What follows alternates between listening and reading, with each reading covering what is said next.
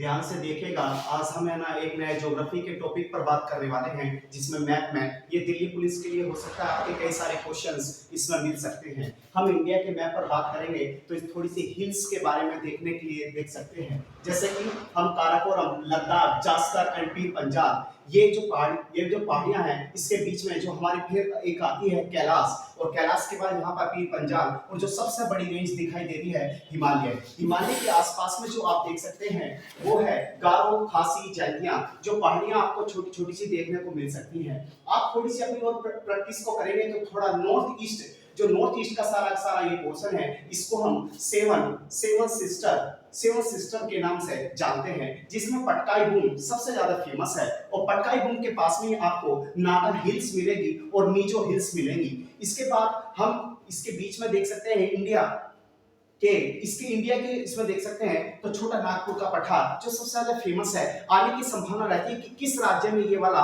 प्लेटो या पठार पूछा गया है। इसके बाद यहाँ पर गुरु शिखर, जो गुरु शिखर है, उसके बाद अरावली रेंज, और उसके बाद यानी कि सतपुड़ा, विंध्याचल, ये सब चीजें क्या है, सबसे ज्यादा फेमस हैं, जो जहां से क्वेश्चंस एग्जामिनर बना सकता है। इसके बाद यहां से ऐसा क्वेश्चन आता है कि ऐसी कौन सी दो रिवर्स हैं जो एस्क्यूरी बनाती हैं, तो नर्मदा एंड ताप्ती दो ऐसी रिवर्स हैं जो एस्क्यूरी बनाती हैं। बनाती तो और भी है, लेकिन ये सबसे ज्यादा फेमस है। हम यहाँ पर जो देखते हैं ये गल्फ ऑफ कच्छ है, कच्छ का, और इसी के पास में है गल्फ ऑफ खंबा।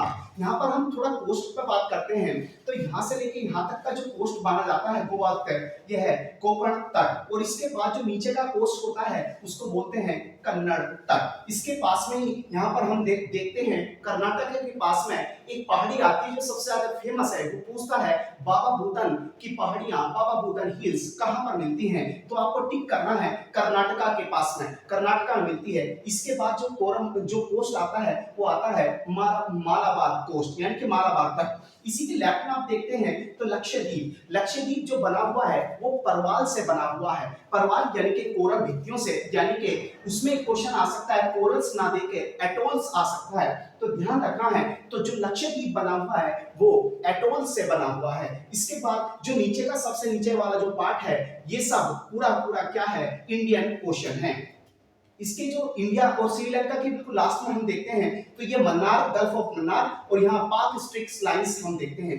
इसी के पास में कोरोमंडल है, कोरोमंडल यानी कि कोरोमंडल कोस्ट। इसी के ऊपर जाएंगे तो नॉर्दर्न सरकार कोस्ट। इसके ऊपर जो ऊपर तक उड़ीसा के ऊपर तक जाएगा उसका नाम है उत्कल कोस्ट। उत्कल कोस्ट के बिल्कुल नीचे यहाँ पर देख सकते हैं ये जो पोर्शन सारा दिखाई देगा, ये सारा का सारा आपको पोर्शन दिखाई दे रहा है बे ऑफ बंगाल, बंगाल की खाड़ी। यहीं पर एक छोटा सा पार्ट है, वो पूछता है चिल्का लेक्स कहाँ पर मिलती है, चिल्का झील कहाँ पर है, तो सीधा आपको ना इधर उधर देखना है, उड़ीसा में आपको टिक कर देना है। ये छोटी छोटी बेसिक चीजें हैं। इसके बाद हम आते हैं, एक यहाँ से भी क्वेश्चन बनने की एग्जामिनर उठा सकता है। ये पूरा का पूरा अंडमान निकोबार है, और सबसे ऊपर वाला part northern Andaman, middle Andaman, southern Andaman और लिटिल अंडमान। लिटिल अंडमान की जो नीचे आता है 10 डिग्री चैनल आता है। 10 डिग्री चैनल के पास में ही आपको निकोबार दिखाई देगा।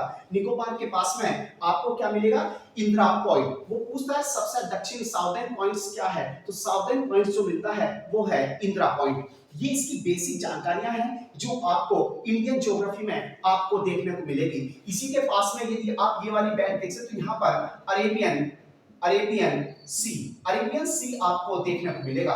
बहुत सारी चीजें हैं जो आपको इंडिया के बारे में जानने को। यहाँ पर जो सबसे छोटी छोटी जो पहाड़ियां हैं वो पूछता है सबसे ऊंची चोटी, साउथ की सबसे ऊंची पहाड़ी सबसे ऊंची क्या है, तो साउथ में देख सकते हैं जब भी आपको थोड़े अटपटे से नाम दिखाई दे, डोटा बेटा, अन्नामलाई, अन्नामुंडी, ये सब के सब नाम कहां पर आपको देखने को मिलेंगे, साउथर्न यानी कि साउथ पार्ट में आपको देखने को मिलेंगे। हम इंडिया के बारे में और भी बहुत सारी चीजें बता सकते हैं, पर लेकिन आज के लिए छोटा सा दिल्ली पुलिस के लिए एक हल्की सी चीजें है कि आपको धैर्य के साथ अपना कार्य करना है, और जब भी एग्जाम सेंटर में जाएं तो जल्दबाजी ना करें, और ना किसी के साथ है ना ज्यादा से ज्यादा डिस्कस करें, क्योंकि ज्यादा से ज्यादा डिस्कस करोगे तो आपकी एनर्जी लॉस हो सकती है। आप बिल्कुल शांति के साथ, धैर्य के साथ अपना पेपर करें, और जो भी इस पे आगे डिस्कस होगी मैं उस पर चर्चा करूंगा। धन्यवाद, ध्यान रखें, मेरी आपको शुभकामनाएं।